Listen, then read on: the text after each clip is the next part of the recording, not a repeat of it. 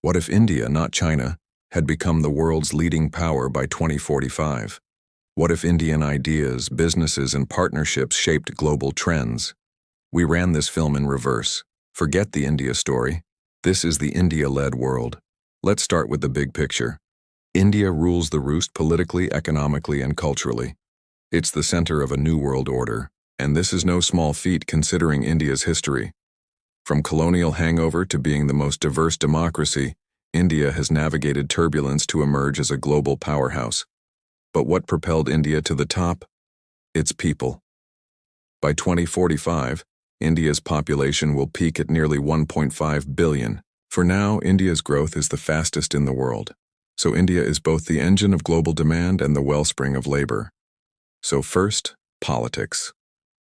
Every multilateral forum, whether it's the UN, World Trade Organization, G20, is reoriented around South Asian priorities. Development, non-alignment, regional integration, security, not Western-centric. India's hybrid leadership is a mix of democratic legitimacy and large-scale centralized planning. Regional blocs like SAARC, BIMSTEC, BRICS gain clout, while Western-centric alliances like NATO, OECD become weaker. Second, economy and trade. Global finance and trade flows tilt toward Mumbai, Delhi, Bengaluru. Supply chains are reoriented toward South Asia. Indian digital public goods like the UPI-style payments, digital IDs become global standards. Cross-border commerce is faster and cheaper. Labor-intensive manufacturing and digital services become the mainstay. This helps India's partners develop faster.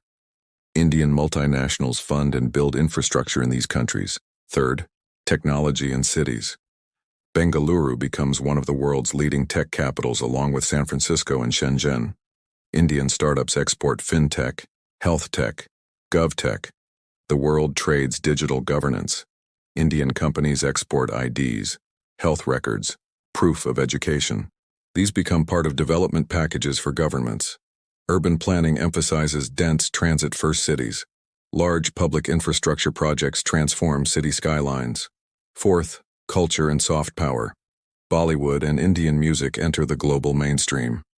Indian food and festivals become part of everyday celebrations. Yoga, Ayurveda, traditional medicine enter the global health market and influence health policy. The large Indian diaspora acts as a cultural bridge and a reservoir of talent and capital.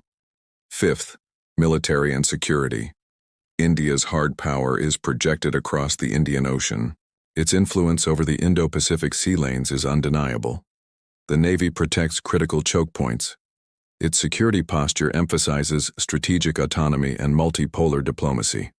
No alignment with any single bloc. This annoys rival powers. There is contestation, but no full-blown conflict yet. Proxy tensions simmer. Sixth, social and demographic effects. India's youthful demographics reshape global labor markets and consumer trends. Education and vocational training become a major export industry. New migration patterns emerge. Indian languages and cultural demographics influence populations worldwide. Seventh, science, knowledge, and ethics. Research priorities tilt toward applied tech for agriculture, climate adaptation, low-cost health solutions. Indian philosophical and ethical frameworks for AI governance, universal basic income, bioethics enter the global mainstream. Now let's talk about the potential benefits of an India-led world. Rapid poverty reduction via India-style development programs, wider digital inclusion, lower-cost public services from digital governance, more cultural diversity as people worldwide celebrate Indian art, language, religion, literature, film, food. Of course, there are major risks and downsides. Power and resource concentration may marginalize regional identities and provoke resistance. Rapid industrialization without green transition puts a strain on resources and the environment. Friction with existing powers creates geopolitical issues. Inequality and elite capture may reproduce India's domestic problems. Then again, there could be surprising second-order effects.